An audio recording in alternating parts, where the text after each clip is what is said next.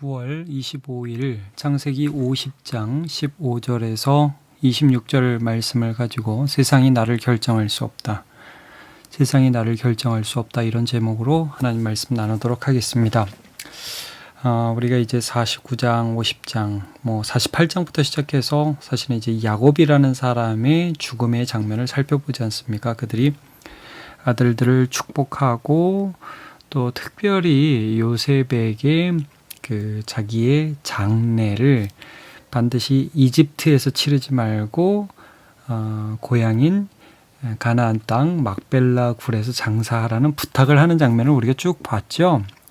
이제 쭉 여러분 그걸 보시면서 야곱이 그 부탁을 하는 장면 이제 49장 마지막을 보면 아브라함의 하나님 아브라함과 사라가 묻힌 곳, 이삭과 리브가가 묻힌 곳, 나도 레아를 묻은 곳, 그곳에 나를 묻어달라 했고, 또 49장 맨 마지막에 야곱이 아들에게 명하기를 마치고 그 발을 침상에 거두고 기운이 지나여 그 열조에게로 돌아갔다. 이런 표현을 씁니다.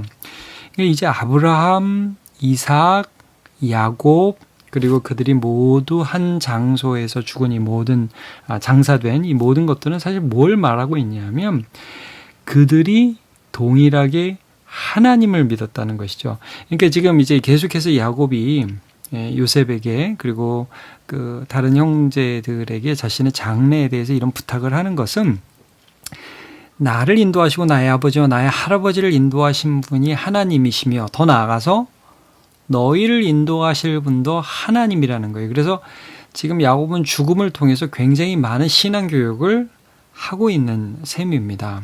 이제 오늘 본문은 요셉의 말년과 그 다음에 요셉의 죽음을 간략하게 기록하고 있는데 요셉도 마찬가지로 그의 말년과 그의 죽음에 야곱이 그랬던 것처럼 참 많은 믿음의 아름다운 모습을 드러내고 있는 것을 볼 수 있어요. 이제 오늘 본문의 맨 처음 부분은 좀 설교 뒤편에 다루기로 하고 맨 마지막 오늘 본문의 좀 후반부에 있는 부분을 먼저 살피면 야곱이 이렇게 명령했던 것처럼 요셉도요. 자기가 죽으면 그 시신을 나중에 너희가 이집트를 떠나게 될 때 반드시 메고 가라. 이런 명령을 합니다. 24절, 25절을 보시면 이렇게 나오죠.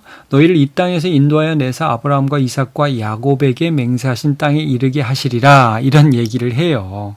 그리고 하나님이 정녕 너희를 권고하시리니 너희는 여기서 내 해골을 메고 올라가겠다 하라. 그러니까 똑같이 자녀들이 어떤 신앙을 고백하냐면 하나님이 우리 할아버지, 우리 아버지, 증조 할아버지까지, 아브라함까지 약속하신 그 약속을 이루실 때에 너희가 내 해골을 메고 그 땅에 가야 된다. 여러분 사실 이거 누구에게 하신 말씀입니까? 사실 아브라함에게 약속하신 말씀이죠.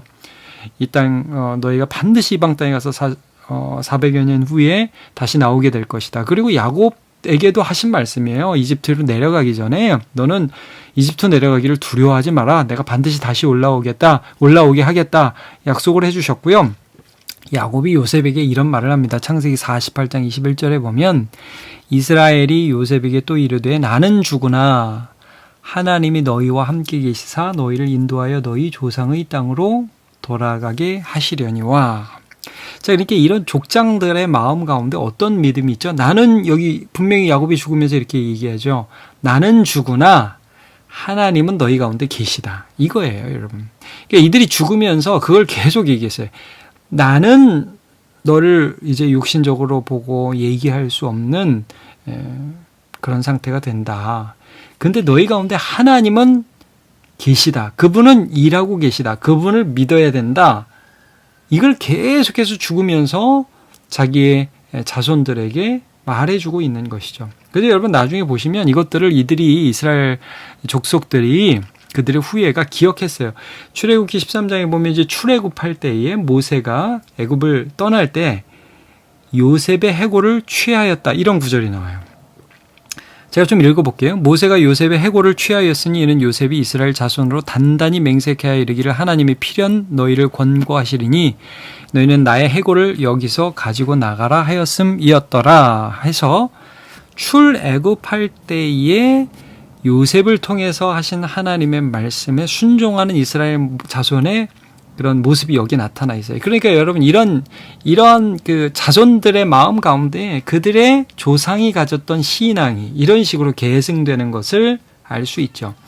그러니까 여러분 우리가 우리 자손들에게 신앙을 이렇게 전수하는데 우리가 어떻게 보면요 살아 있을 때도 참 많은 신앙 교육을 할 수 있지만 그러나 우리가 우리의 인생이 마무리될 때라도 그때도 참 우리가 그 하나님을 인정하는 그런 말들이 우리는 없어져도 우리는 사라져도 그 하나님의 말씀은 지속적으로 역사한다는 믿음을 가져야 돼요. 그래서 여러분 이 요셉은 자신의 죽음을 통해서도 하나님께서 역사하신다는 걸 믿었다는 걸 우리가 볼 수 있습니다. 자, 그리고요 오늘 본문에 보면 또 하나님이 요셉의 말년을 영화롭게 하셨어요. 자, 22절, 23절 보면 요셉이 110세를 살죠. 물론 야곱은 147세를 살지만 요셉은 110세를 살아요.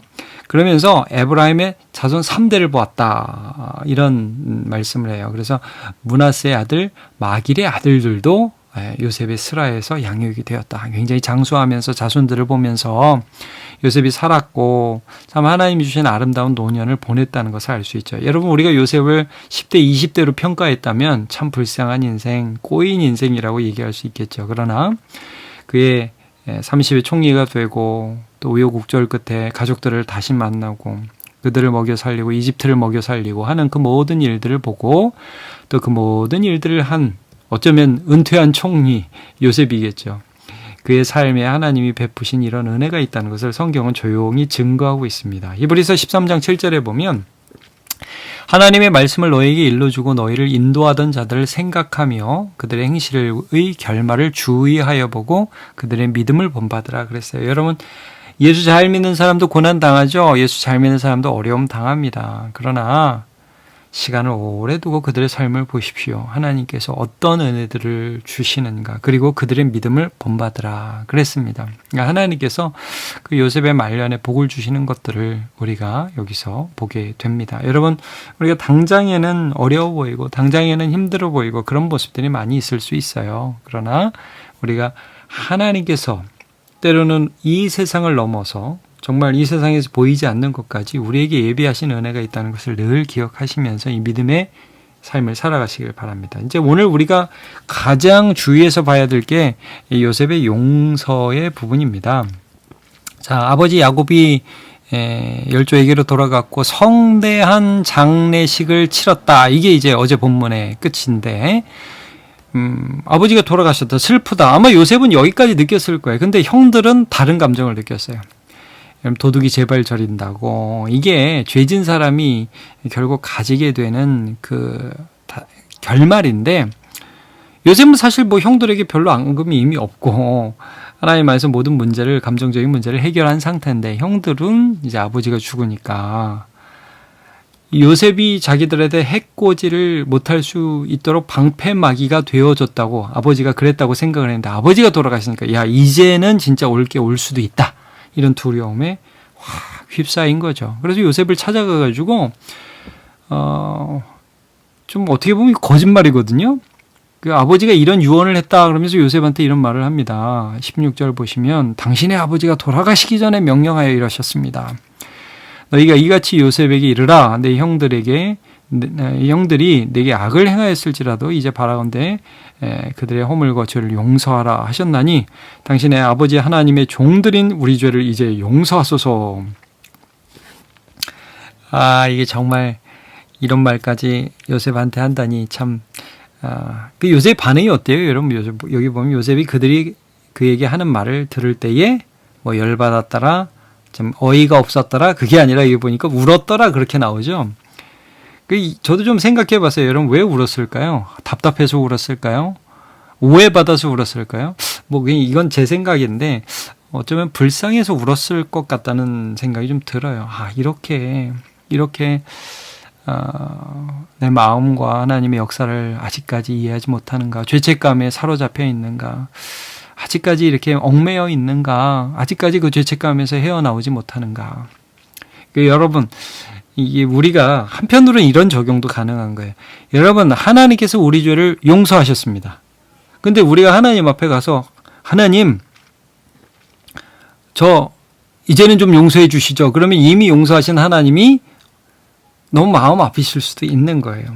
물론 우리가 우리의 죄를 인식하는 죄책감은 꼭 필요합니다. 그러나 하나님께서 이미 예수 그리스도의 십자가로 우리의 죄를 완전히 용서하셨다는 것도 여러분 믿으시길 바랍니다. 자, 근데 오늘 본문에서의 초점은 이 요셉이 어떻게 형들을 용서할 수 있었던가? 요셉이 그렇게 형들이 얘기하니까 눈물을 흘리면서 오히려 형들을 위로해요. 여러분 그 다음 절을 보세요. 19절. 요셉이 그들에게 이르되 두려워하지 마소서 내가 하나님을 대신하리이까. 근데 이제 여기서 요셉이 용서할 수 있었던 이유가 어디 있었느냐 이거죠. 20절. 당신들은 나를 해하려 하였으나 하나님은 그것을 선으로 바꾸사 오늘과 같이 많은 백성의 생명을 구원하게 하려 하셨나니. 자, 요셉이 형들을 너무 쉽게, 어떻게 보면 쉽겠죠. 요셉은 여기서 용서하려고 노력하지 않았어요. 이미 용서가 다 된 상태였어요. 여러분 용서하려고 애쓰고 형들이 미운데 하나님 용서하기에 주옵소서 이게 아니라 이미 다 끝났어요. 이게 왜 그럴 수 있었느냐? 하나님을 대신하리니까 이게 뭐냐? 형들은 요셉을 해하려 했어요. 근데 요셉을 결국 해했어요? 해하지 못했어요. 하나님 그거를 일부러 사용하셔서 결국 어떤 뜻을 이루셨냐면 생명을 구원하게 하시려 하셨나니 하나님의 뜻이 지금 이루어졌고 이루어지고 있는 중이에요. 그러니까 형들이 한 일은 나의 삶에 하나님의 도구로 약간 사용되었을 뿐이에요. 이런 시각이죠. 네가 미워한 게 나의 삶에 결정적인 영향을 주지 못했어. 나의 삶을 붙들고 계신 분은 하나님이시고 나를 사용하신 분은 하나님이야. 네가 나를 친다고 해서 내가 죽은 게 아니잖아. 하나님 그것까지 사용하셨잖아. 오히려 하나님의 뜻은 뭐예요? 당신들을 살리는 게 하나님의 뜻이에요. 전체적으로 더 큰 하나님의 뜻 가운데 있는 나를 보니까 형들을 미워할 이유가 그렇게 크지 않은 거예요. 물론 미운 마음이 들고 답답한 마음이 들 수 있었겠죠. 서운한 마음이 있었겠죠. 그러나 그 하나님의 크심 안에 매료되니까 그게 작아지는 거예요. 그래서 요셉이요 오히려 형들을 위로해요. 21절 당신들은 두려워하지 마소서. 내가 당신들과 당신들의 자녀를 기르리이다 하고 아주 진지하고 여기 보니까 간곡한 말로 위로하였더라. 진지하고 진실하게 형들을 안심시키는 요셉의 모습을 볼 수가 있습니다. 그러니까 아버지가 돌아가시고 어쩌면 진짜 본심이 나타날 수 있는 그때에 요셉이 은혜를 받은 자답게 하나님의 역사 가운데 자기가 있다는 것을 알았기 때문에 어렵게 용서한 게 아니에요. 오히려 그들이 막 용서해달라고 얘기할 때 이미 다 용서했는데 왜 그러지 하면서 마음은 아파하는 그런 요셉의 모습을 오늘 볼 수 있습니다. 여러분, 요셉은 이걸 알았죠. 하나님의 뜻이 이루어지고 있다. 저놈이 나한테 이렇게 했으니까 내가 저놈한테 갚아야 된다가 아니라 지금 이 모든 것을 사용해서 하나님의 뜻이 이루어지고 있다. 나에게 있는 사명은 제가 나를 한 대 쳤으니까 나도 한 대 치고 그냥 우리 같이 죽는 게 이게 사명이 아니라 그를 사랑하는 것이다. 그게 하나님의 뜻이다 하는 것을 요셉이 알았죠. 그래서 그는 멋있게 용서할 수 있었습니다. 시편 56편 11절 내가 하나님을 의지하였은즉 두려워하지 아니하리니 사람이 내게 어찌하리이까. 이런 고백이 있었습니다. 여러분 오늘 요셉의 마지막 말년을 잠깐 살펴보면서 창세기를 마무리합니다. 하나님의 역사가 이루어지는 인생이었습니다. 요셉 이후에도 하나님의 역사는 계속 이루어지고 있습니다. To be continued라고 하죠.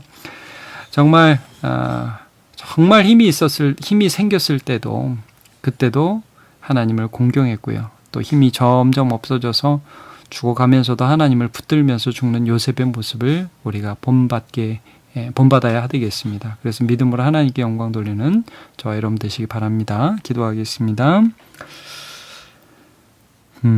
하나님, 오늘 요셉이라는 한 인물의 마지막 말년을 함께 살펴보았습니다. 아버지가 돌아가시고 형들은 두려움에 빠졌지만 그 두려움에 빠진 형들을 크신 하나님의 뜻 가운데서 기꺼이 용서하고 그들을 살리는 사명을 계속해서 감당해 나가는 요셉의 멋진 모습을 보았습니다. 그에게는 용서가 힘든 것이 아니었습니다. 하나님을 믿기 때문이었습니다. 우리도 늘 이 세상보다 크신 하나님, 세상이 나를 결정할 수 없다는 것을 믿고 그 하나님을 믿는 믿음의 삶을 살게 해 주옵소서. 또한 그가 말년에 누렸던 하나님의 형통케 하심을 우리도 누리게 하시기를 원하고, 또 하나님이 나의 주인 되심을, 나의 동행자 되심을 날마다 경험할 수 있도록 도와주옵소서.